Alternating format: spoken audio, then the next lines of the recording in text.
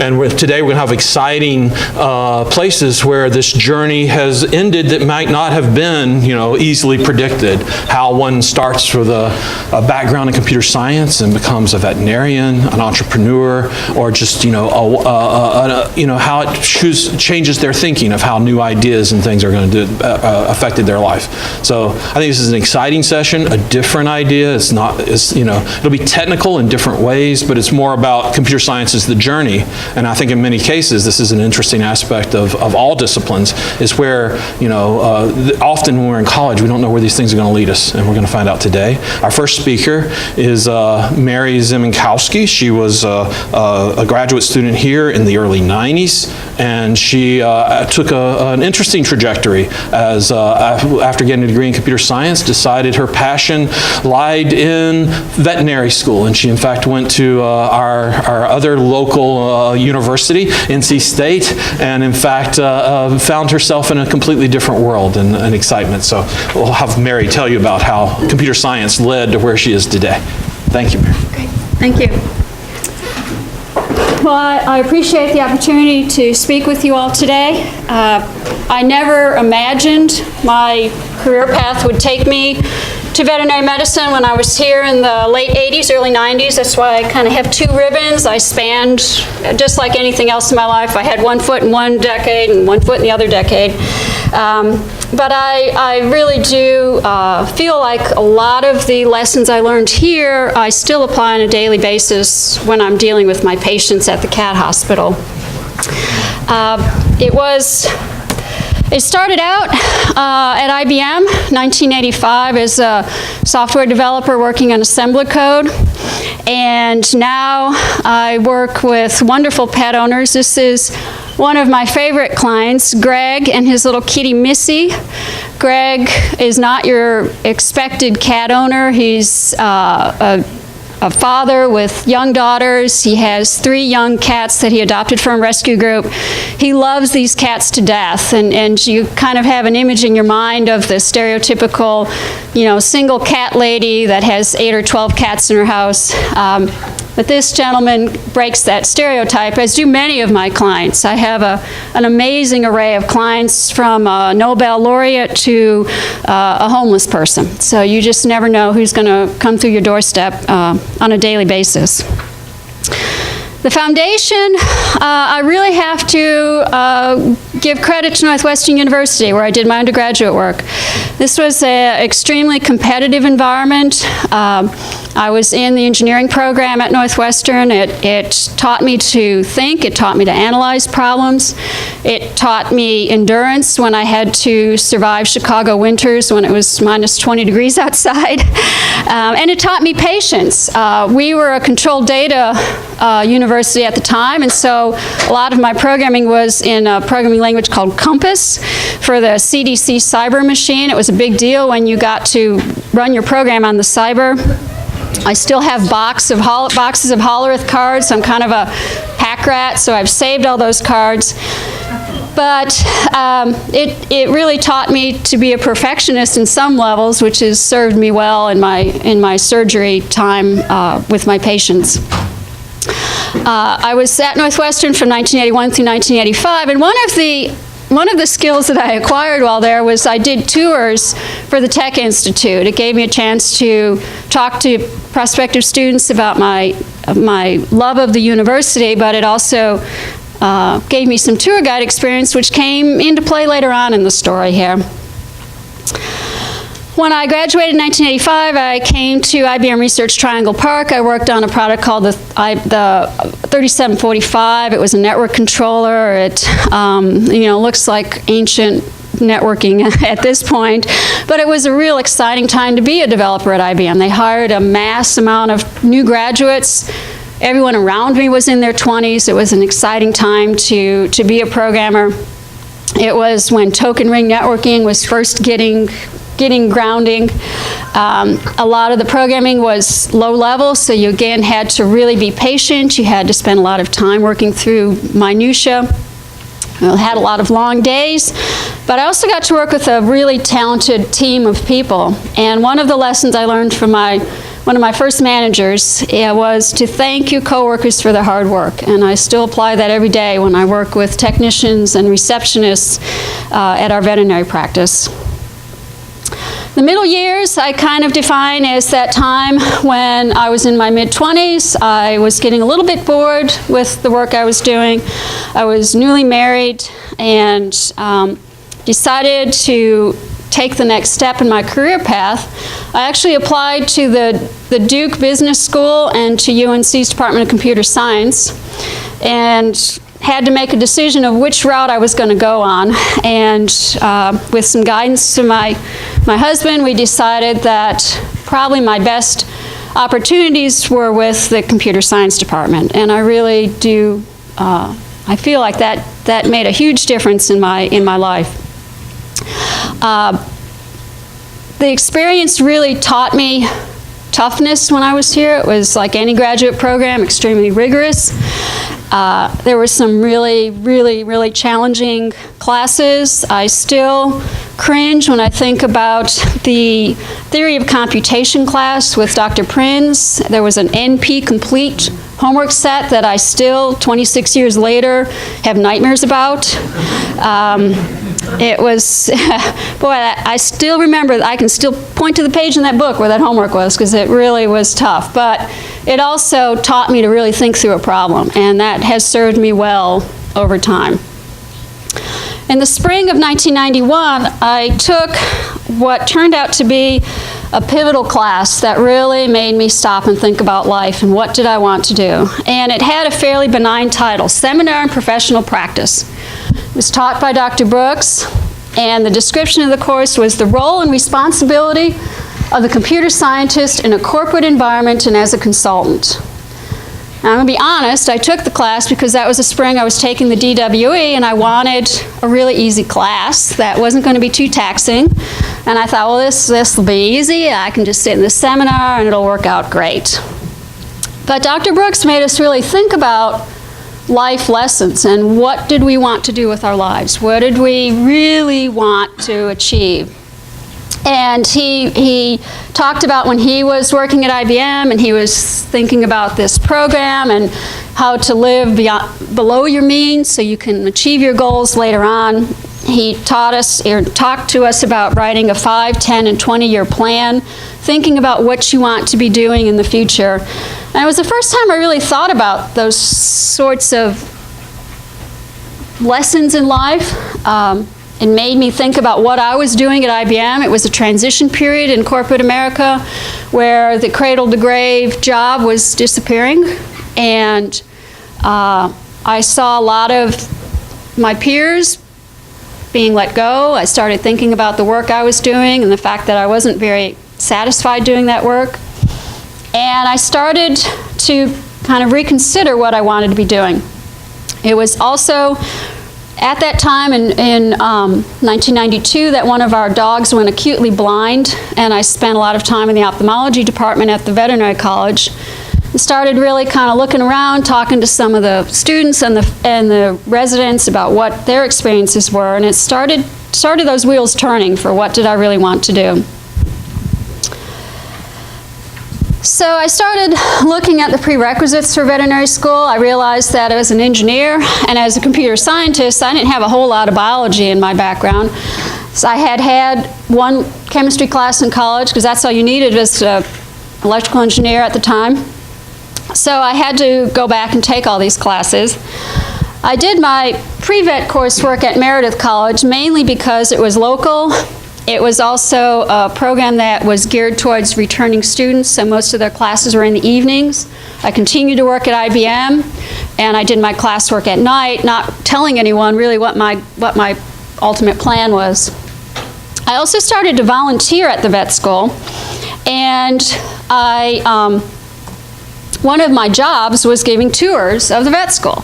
So those tour guide skills that I developed at Northwestern, I could apply to the veterinary college. And it gave me a chance to get to know the whole college, to get to know the teaching hospital, to speak passionately to prospective students about the veterinary school.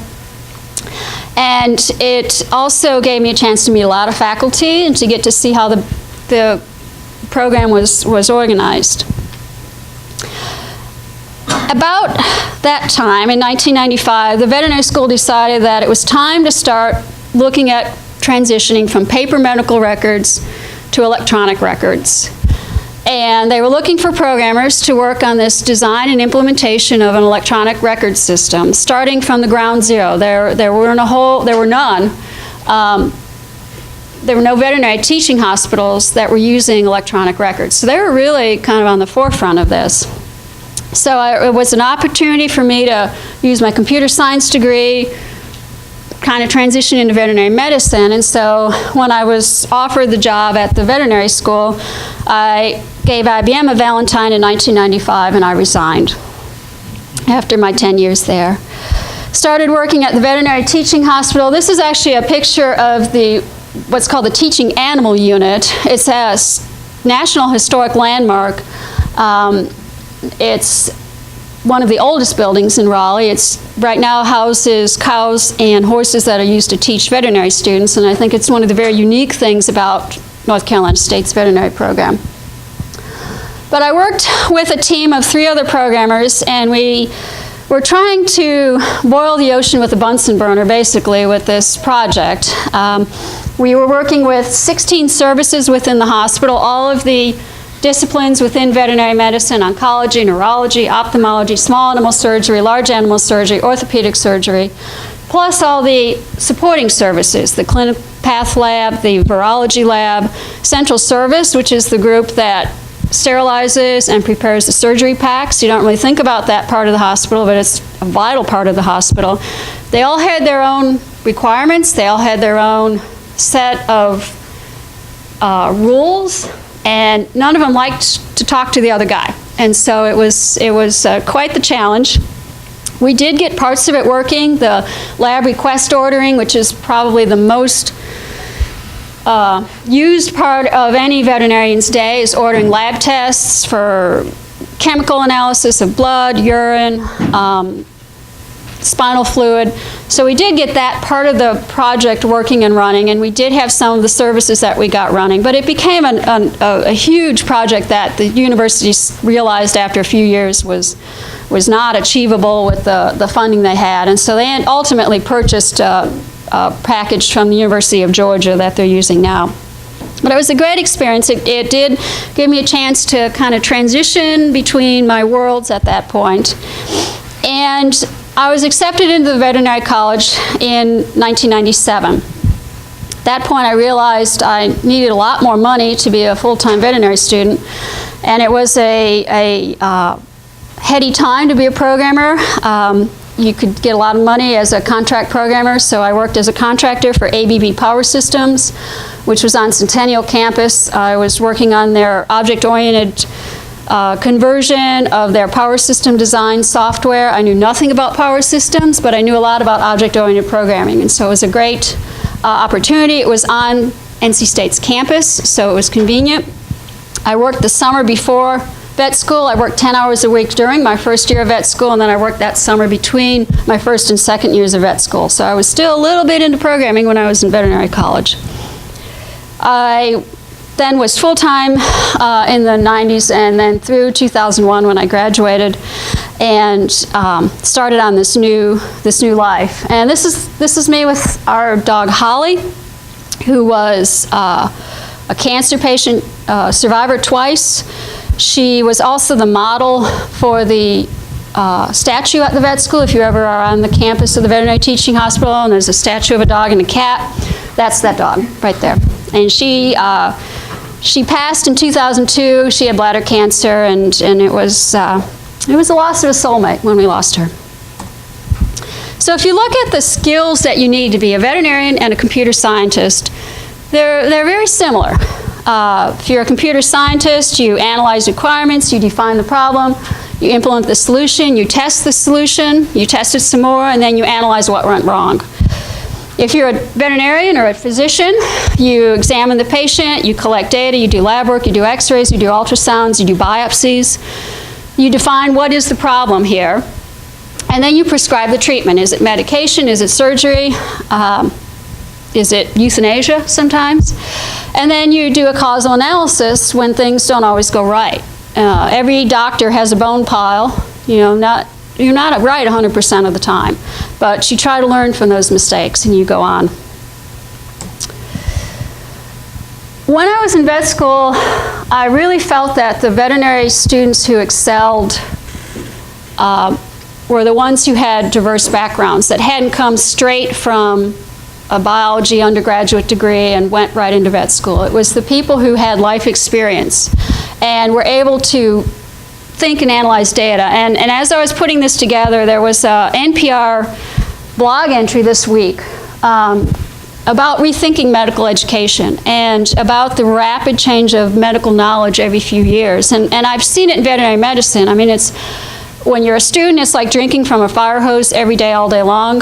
When you're a clinician, it's harder to keep up with those new changes, but we are required to do 20 hours of education each year, which helps us stay abreast. And as a clinician, especially with Dr. Google looking over your shoulder, you have to stay really on top of what's going on, because your clients are coming in with these sheets of paper. I read this on the internet, or I read this from Dr. Google, and you have to be ready to either support it and say, yep, you went to a really good site there, or no, this is wrong.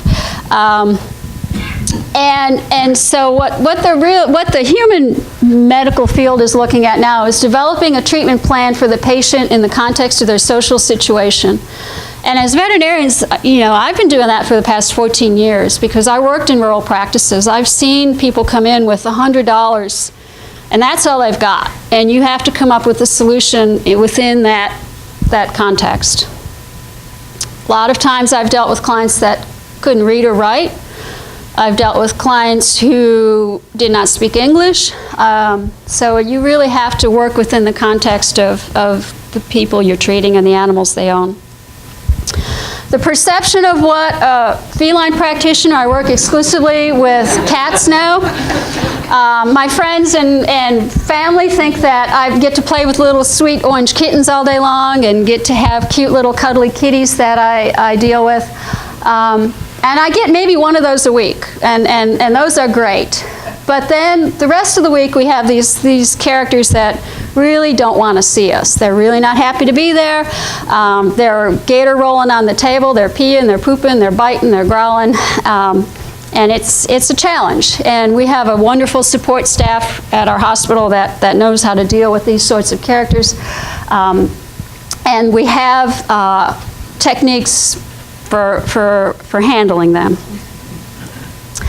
I was just going to run through a few case studies real quickly just to give you kind of a feel for what some of the challenges are that you deal with and how really being able to analyze the case allows you to treat these patients.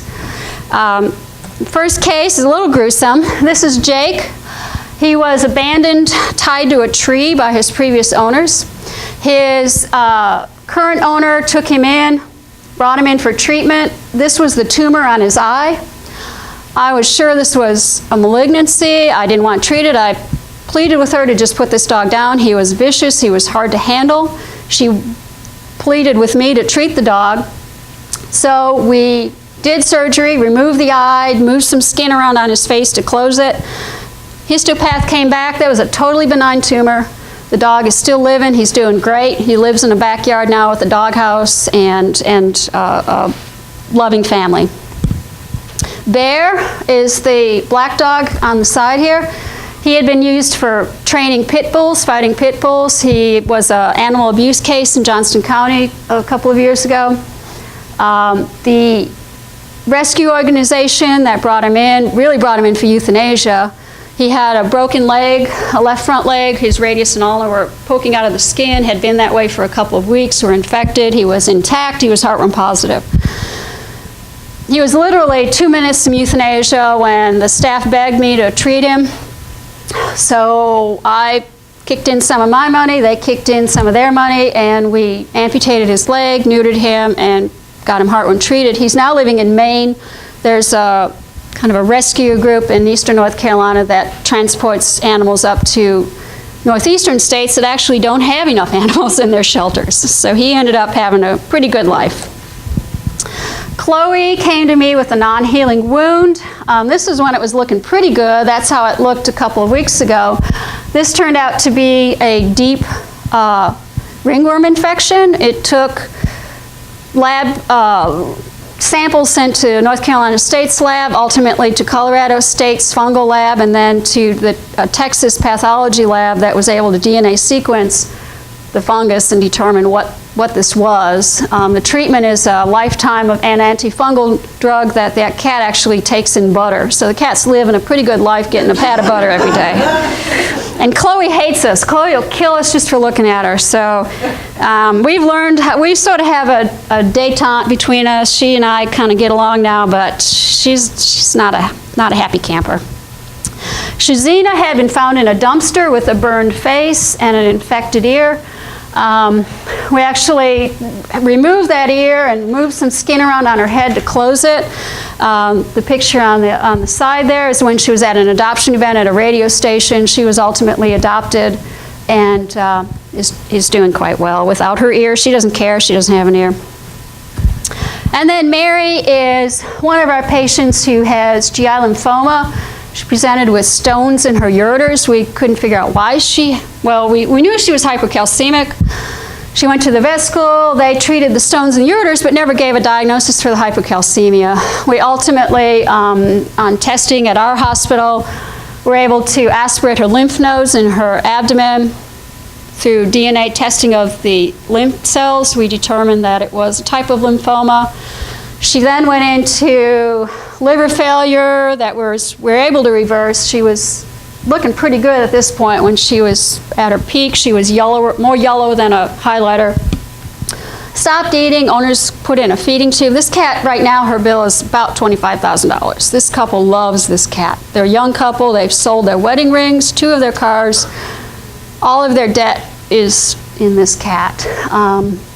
She's in remission, and hopefully we can keep her that way. But this is kind of the heartbreak you deal with, because you're dealing with people's emotions a lot of the time. But it was a challenge to get to the bottom of why she had this hypocalcemia. So in kind of looking at what it takes to be a veterinarian or a computer scientist, you have to ask yourself, is it the character trait of the person, or is it the educational opportunities they were afforded? And I think it's both. I think computer science attracts people who like attention to detail, like solving problems, like to get down to the minutiae of the problem. But I also think that the education that we're afforded allows us to hone those skills and to really understand how to solve a problem. And that's really what I learned here, was how to solve a problem. It's all the same. Define the problem, design a solution, implement and test, and then do a causal analysis of what went wrong. And as I said, every doctor has a bone pile. You have to just do a causal analysis. So how can I not have this happen again? And sometimes you're dealing with a biological creature, and stuff happens sometimes. It's unpredictable. I like this quote from Grandma Moses: "Life is what we make it, always has been, always will be," and I think you need to make the most of the life you're given. It goes by in a flash. These are our dogs in their youth, Tootsie and Ivy, enjoying the ocean. Does anyone have any questions?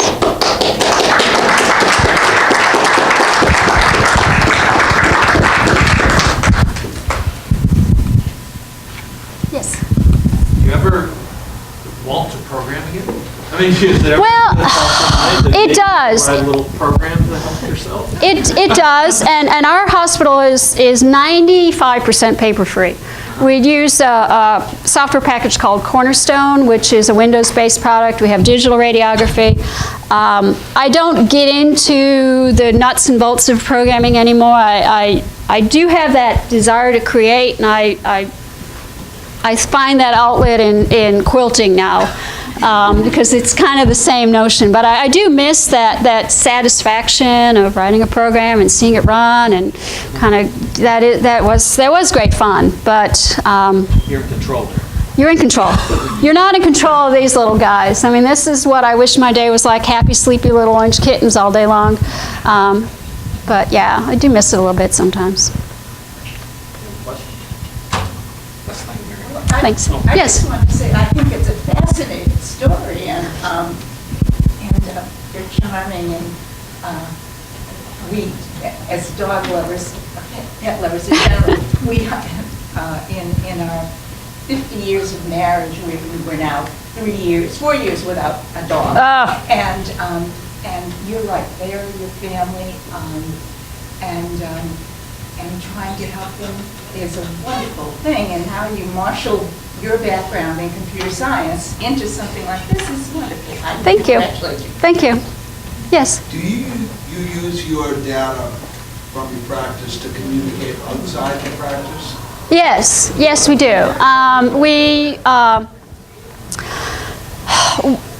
Frequently, we will a digital radiography has helped us a lot, or digital x-rays. We can easily upload those to the veterinary college, to surgical referral hospitals in the area. The veterinary specialty hospital actually has their record system set up so we can log on and check the records of our patients who are there, so that we're not playing phone tag with the clinicians. We can stay abreast of what's their status. Are they alive? Are they dead? Are they, what's their treatment status? We can also email our records to whatever practice the client, if they move, if they need them sent to another practice, we can email them to the other practice. So we communicate in that way. Like anybody else, we have a web presence for our practice. We have a Facebook page. We have a Twitter account. Yes? So do you think the digital systems in veterinary medicine are actually ahead of the human? I think so, because we don't have the HIPAA requirements. Exactly, that's what I was thinking. We don't. We still respect the confidentiality of our patients and their owners, but we don't have that tight of a control, so we don't have to. Systems talk better to each other. Yes. Yeah, there are fewer systems, for one thing. Or really only two. There's IDEX, Cornerstone, and then there's Avamark, which is associated with a company called Antech. Those are the two big players in the veterinary software world. So there's only two that have to talk to each other. I'd like for everyone to thank Mary again. And we need to get